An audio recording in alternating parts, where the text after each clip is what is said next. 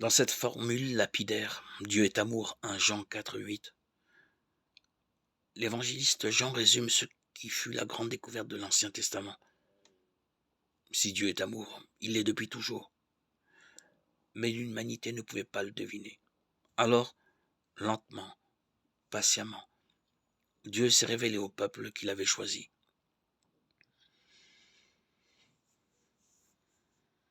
Ce fut un long chemin, certes, mais cette conviction que Dieu est amour et miséricorde était déjà fortement ancrée dans le peuple de l'Alliance, bien avant la venue de Jésus parmi les hommes.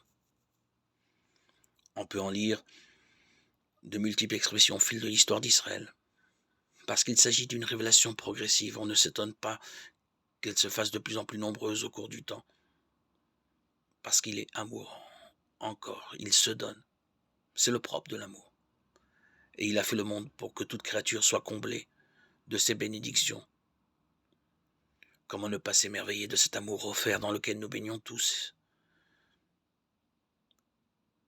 Il nous suffit de l'accepter, d'entrer dans le projet divin qui va jusqu'à faire entrer définitivement l'humanité tout entière.